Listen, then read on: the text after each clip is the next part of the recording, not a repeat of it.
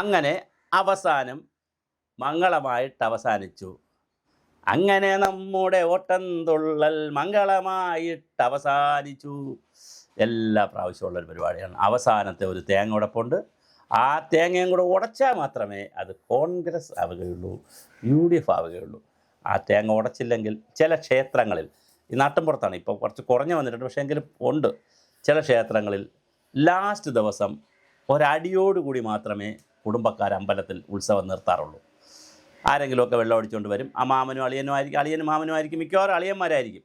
വെള്ളം അടിച്ചുകൊണ്ട് വരും. 2 കരക്കാരായിട്ട് നിൽക്കും, അല്ലെങ്കിൽ 2 കൂട്ടരായിട്ട് നിൽക്കും. എന്തെങ്കിലും ചൊറിഞ്ഞ് ഒരടിയുണ്ടായി, കൂട്ടയടിയുണ്ടായി, പെണ്ണുങ്ങൾ കരഞ്ഞുകൊണ്ട്, സ്ത്രീകൾ കരഞ്ഞുകൊണ്ട് വീട്ടിൽ പോകും. അതൊരു ശാപം പോലെയാണ്. ചില വീടുകളിലാണെങ്കിൽ ഈ പാല് കാച്ചിന് മുമ്പേ ചെറിയ ഒരു തുണി എടുത്ത് ഫ്രണ്ടിൽ കെട്ടിയിരിക്കും, ഒരു അപശകനം പോലെ. അങ്ങനെ ഒരു കോൺഗ്രസ്സിൽ എല്ലാ കാലവും ഇങ്ങനെ ചില അവസാനത്തൊരു നടയടിയുണ്ട്. അത് ഏതെങ്കിലും ഒരു സ്ഥാനാർത്ഥിയായിരിക്കും, അല്ലെങ്കിൽ 1, 2, 3, 5 ആരെങ്കിലും ഒരു നടയടി ഉണ്ടാവും. ചിലപ്പോൾ ടോപ്പ് നേതാക്കളായിരിക്കും നടയടി നടത്തുന്നത്, ചിലപ്പോൾ ലോവർ നേതാക്കളായിരിക്കും. എന്തായാലും ഒരു നടയടി ഉണ്ട്. ഇവിടെ ഇപ്പോൾ നടയടി നടത്തിയിരിക്കുന്നത് കെ സുധാകരനും അടൂർ പ്രകാശുമാണ്. അടൂർ പ്രകാശ് ചെയ്തൊരു പണി എന്ന് പറഞ്ഞാൽ നൈസായിട്ട് നിന്ന് സൈഡിൽ കൂടെ കയറിപ്പോയി. അതായത് ഈ ആംബുലൻസ് പോകുമ്പം നമ്മൾ അതിൻ്റെ പിറകെ വെച്ച് പിടിച്ചാലുള്ള ഗുണമെന്ന് പറഞ്ഞാൽ, അല്ലെങ്കിൽ മുഖ്യമന്ത്രി മന്ത്രിമാരൊക്കെ പോകുമ്പോൾ ഒന്നുകിൽ VVIPs പോകുമ്പോൾ, അല്ലെങ്കിൽ ആംബുലൻസ് പോകുമ്പോൾ, അതായത് റോഡ് ക്ലിയർ ചെയ്ത് തരും. അപ്പോൾ അതിൻ്റെ കൂടെ നമ്മളും കൂടെ വച്ച് പിടിച്ചാൽ നമുക്കും ചിലപ്പോൾ കൂടെ അങ്ങ് പോകാൻ പറ്റും. പലരെ നമ്മൾ കണ്ടിട്ടുണ്ട്. അതുപോലെ ഉത്സവമൊക്കെ വരുമ്പോൾ റോഡിൽ നിറഞ്ഞ് ഉത്സവമൊക്കെ പോകുമ്പോൾ, ഘോഷയാത്രയെ പോകുമ്പോൾ ആംബുലൻസ് ഒരെണ്ണം വന്നു കഴിഞ്ഞാൽ പെട്ടെന്ന് ആംബുലൻസിന് വേണ്ടി ആളുകൾ ക്ലിയർ ചെയ്യും. ക്ലിയറിൻ്റെ ഗ്യാപ്പിൽ കൂടെ കയറി 1-2 വാഹനങ്ങളുടെ പിറകുള്ളവർ പോകും, പിന്നെ ബാക്കി ജനങ്ങൾ പിടിക്കുകയും ചെയ്യും. എന്ന് പറഞ്ഞ പോലെ അടൂർ പ്രകാശ് ഗ്യാപ്പിൻ്റെ ഇടയിൽ കൂടെ കയറിപ്പറ്റി. സുധാകരൻ അടിച്ച് പൊളിച്ച് തച്ചുടച്ച ഗ്യാപ്പിൽ അടൂർ പ്രകാശ് കയറി. അങ്ങനെ 2 പേരും എന്ത് കൊടുത്തിരിക്കുകയാണ്, പിന്നെ ഇത് സീറ്റ് കൊടുക്കാനുള്ള സാധ്യതയുണ്ട്. അങ്ങനെ സതീശൻ്റെ ഒരു പ്ലാൻ പൊളിഞ്ഞു. VD സതീശൻ്റെ ബാക്കി എല്ലാ പ്ലാനും ക്ലിയറായി വന്നു. തൃക്കാക്കരയിൽ ജയിച്ചു, പുതുപ്പള്ളിയിൽ ജയിച്ചു, പാലക്കാട് പിന്നെ രാഹുൽ മാങ്കൂട്ടത്തിനെ ജയിപ്പിച്ചെടുത്തു, പിന്നെ ഷാഫി പറമ്പിലിനെ കൊണ്ടുപോയി വടകര ജയിപ്പിച്ചെടുത്തു, ഒരുപാട് കാര്യങ്ങൾ ചെയ്തു. അതുപോലെ തന്നെ അൻവറിന് അന്ന് സീറ്റ് കൊടുത്തില്ല, പിന്നെയാണ് സീറ്റ് കൊടുത്തത്. അൻവറിന് അത് പിന്നെ തൃണമൂൽ കോൺഗ്രസ് എന്നുള്ള രീതിയിലാണ് സീറ്റ് കൊടുത്തിരിക്കുന്നത്.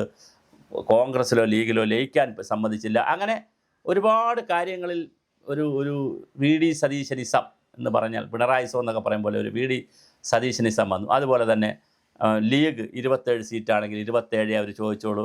CMP 2 സീറ്റിൽ മത്സരിച്ചത് 1 ആക്കി. പിന്നെ നമ്മളെ ഫോർവേഡ് ബ്ലോക്കിനൊരു സീറ്റ് കൊടുത്തിട്ട് അത് തിരിച്ചു മേടിച്ചു. പിന്നെ അതുപോലെ തന്നെ സണ്ണിയും കവിക്കാട് ടീമൊക്കെ ചെന്ന് ചോദിച്ചപ്പോൾ അവരെ ഒരുവിധം സുഖിപ്പിച്ച് വിട്ടിട്ട് പിന്നെ കൊടുക്കാതിരുന്ന അവരെ ഒഴിവാക്കി. അപ്പോൾ അതുപോലെ തന്നെ കേരള കോൺഗ്രസ് ജോസഫ് ഗ്രൂപ്പിൻ്റെ 10 സീറ്റിൽ നിന്ന്, അതൊക്കെ അത്ഭുതങ്ങളാണ്, 2 സീറ്റ് ഇഞ്ഞ് വാങ്ങി തൽക്കാലത്തേക്ക്, പിന്നെ നിങ്ങൾ അടുത്ത സീസണിൽ നിങ്ങൾക്ക് തരാം എന്ന് പറഞ്ഞ് അവിടെ പിന്നെ ഏറ്റുമാനൂരും ജോസഫ് വാഴയ്ക്കലും മത്സരിക്കാനും ഇടുക്കിയിലും മത്സരിക്കാൻ മറ്റൊരു കോൺഗ്രസ്സാനും മത്സരിച്ച് സീറ്റ് വാങ്ങി. തൃക്കരിപ്പൂർ വാങ്ങി എടുത്തു. പകരം പിന്നെ കാഞ്ഞങ്ങാട് ഭാഗത്തുള്ളൊരു സീറ്റ്, കാസർഗോഡ് ജില്ലയിലൊരു സീറ്റ് ആർക്ക് കൊടുക്കാൻ തീരുമാനിച്ചു, കേരള കോൺഗ്രസ്സിന് കൊടുക്കാൻ തീരുമാനിച്ചു. അങ്ങനെ ഒരുപാട് അഡ്ജസ്റ്റ്മെൻറ്റുകൾ നടത്തിയെടുക്കുന്നതിൽ VD സതീശൻ ജയിച്ചു. ലോകം മുഴുക്ക വെട്ടിപ്പിടിച്ചിട്ട് കുലത്തിൽ വന്നപ്പോൾ കുലത്തിൽ നിന്ന് വെട്ട് കിട്ടിയെന്ന് കേട്ടിട്ടില്ലേ? ലോകം മുഴുക്ക വെട്ടിപ്പിടിക്കാൻ പറ്റും, പക്ഷേ വീട്ടിനകത്ത് കയറിയപ്പോൾ വീട്ടിൽ എന്ന് പറയുമ്പോൾ ഒറ്റ വെട്ട്. അങ്ങനെ നല്ല അടിപൊളി ഒരു വെട്ട് കിട്ടി. കെ സുധാകരന് അവസാനം സീറ്റ് കൊടുത്തിരിക്കുകയാണ്. മാരത്തോൺ ചർച്ചയാണ് നടത്തിയത് കെ സുധാകരന് വേണ്ടി. എൽദോസ് കുന്നപ്പള്ളിക്ക് സീറ്റില്ല, വിൻസെൻറ്റിന് സീറ്റുണ്ട്. എൽദോസ് കുന്നപ്പള്ളി പാവം കഴിഞ്ഞ 1 വർഷം അദ്ദേഹം കയറാത്ത വീടില്ല, കാണാത്ത ആളുകളില്ല. എല്ലാവരെയും കണ്ണീര് ഒപ്പി, പിള്ളേരുടെ മൂക്കളെയും തുടച്ച് കണ്ണീര് ഒപ്പിച്ച് പിള്ളേരെ എടുത്ത് തോളിൽ വെച്ച് വളരെ കഷ്ടപ്പെട്ട 1 വർഷം അദ്ദേഹം പണിയെടുത്തു, കഴിഞ്ഞ 1 വർഷം. അപ്പോഴാരെങ്കിലും വിളിച്ച് പറയണ്ടേ, എടേ എൽദോസെ നിനക്കിപ്പോൾ സീറ്റൊന്നുമില്ല എന്ന് സതീശൻ ആരെങ്കിലും പറയണ്ടേ? ഒരാളും പറഞ്ഞില്ല. എൽദോസ് വളരെ ആകാംക്ഷയോടുകൂടി മത്സരിച്ചു. അവിടുത്തെ പിന്നെ മുനിസിപ്പൽ ചെയർമാനെ കൊണ്ട്, ചെയർമാനെ കൊണ്ടും, അവിടുത്തെ മണ്ഡലം പ്രസിഡന്റുമാരെ കൊണ്ടും, ബൂത്ത് പ്രസിഡന്റുമാരെ കൊണ്ടും, പഞ്ചായത്ത് പ്രസിഡന്റുമാരെ കൊണ്ടും, സകല പേരെ കൊണ്ടും എൽദോസ് കുന്നപ്പള്ളി എന്ന് പറഞ്ഞ് കുന്നപ്പള്ളി എന്ന് പറഞ്ഞ് പേരെഴുതി ലോട്ടിട്ട് അങ്ങ് ഡൽഹിക്ക് അയച്ചു. പക്ഷേ അവിടെ ആരോ എൽദോസിനെ പിടിച്ചു.